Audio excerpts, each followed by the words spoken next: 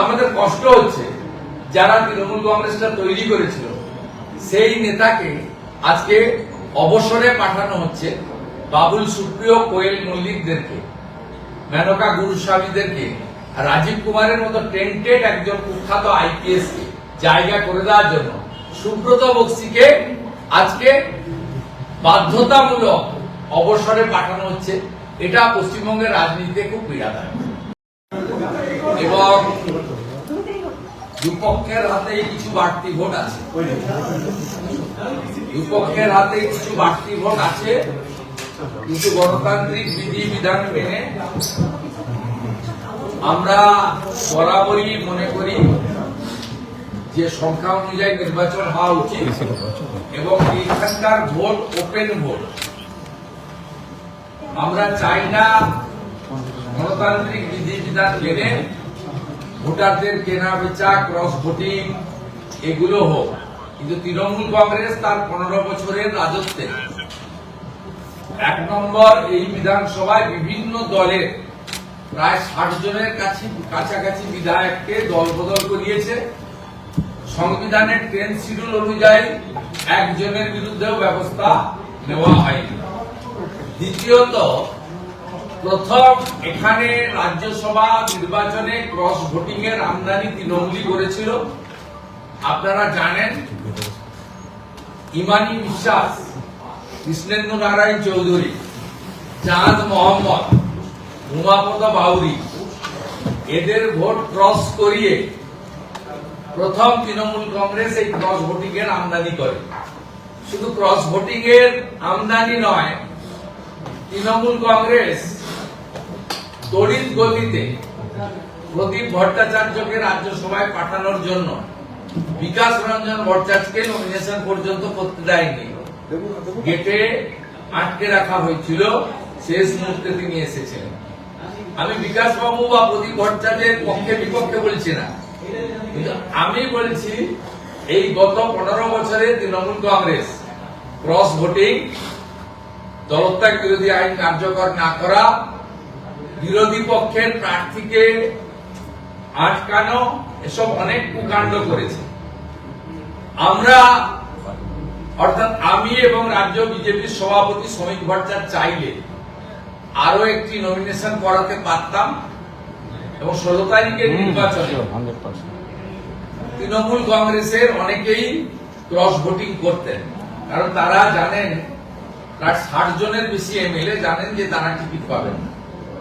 এর বাইরেও যদিও আমরা তার ভোট আশা করি না, সমর্থনে চাই না, তিনি মমতার বিটি হুমায়ুন কবিররা তারাও কি করতেন ভোট হলে, এটাও কিন্তু কারণই মানে অজানা ছিল সব। কিন্তু বিজেপি সবসময় মনে করে যে এই ওপেন রাজ্যসভা ভোটের ক্ষেত্রে সংসদীয় পরম্পরা, গণতন্ত্র, সংবিধানের ব্যবস্থা মেনে চলা।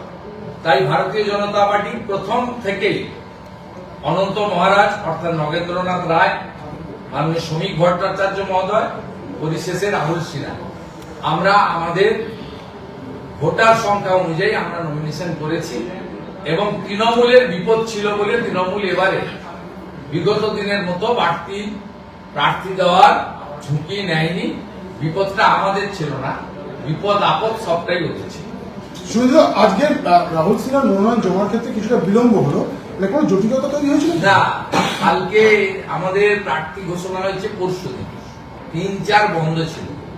স্বাভাবিকভাবে হলফনামার সঙ্গে যে পেপারস লাগে সেটা আজকে, যেমন ধরুন ভোটার লিস্টে সার্টিফাইড কপি, এটা আস্তে আস্তে 12:30 একটা হয়েছে, 10টায় প্রেয়ার করেছেন। তারপরে অন্যান্য যে রিলেভেন্ট পেপারস রয়েছে সব পেপারস আসতে প্রায় 1:45 2 হয়ে গেছে। তারপরে উনি সই করেছেন, যেহেতু 3টে অবধি সময় ছিল আমরা সেই মতো করেছি। একটাই ওয়ার্কিং ডে আজকে পাওয়া গেছে।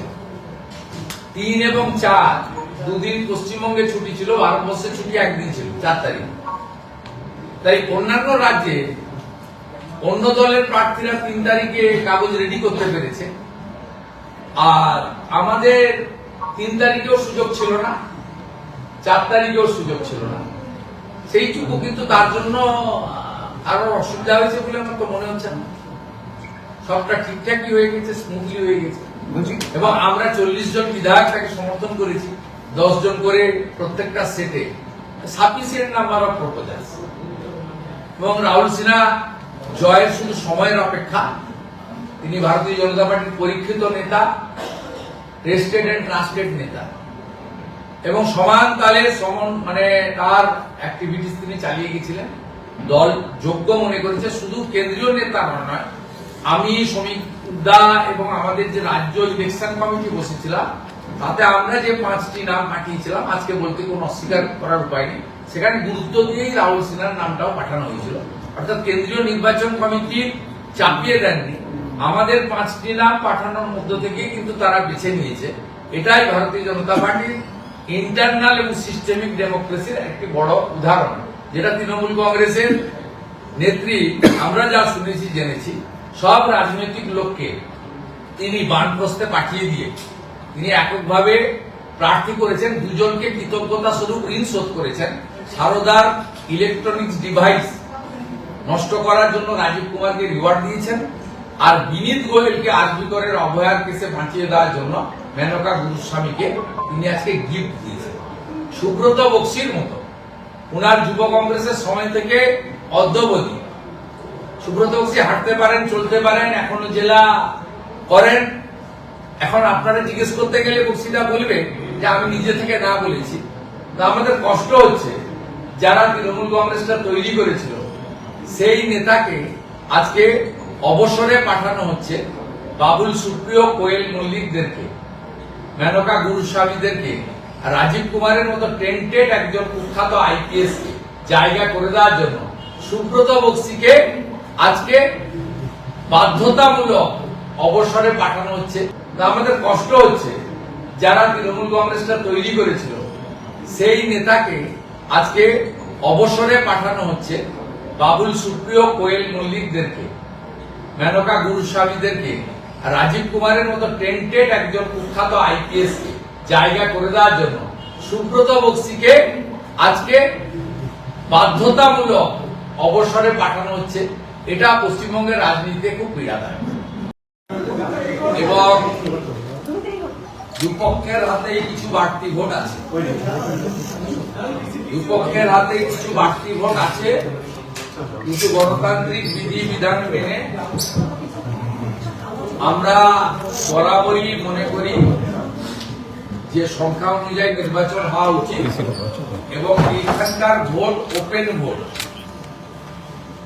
আমরা চাই না গণতান্ত্রিক বিধি বিধান মেনে ভোটারদের কেনা বেচা, ক্রস ভোটিং এগুলো হোক। কিন্তু তৃণমূল কংগ্রেস তার 15 বছরের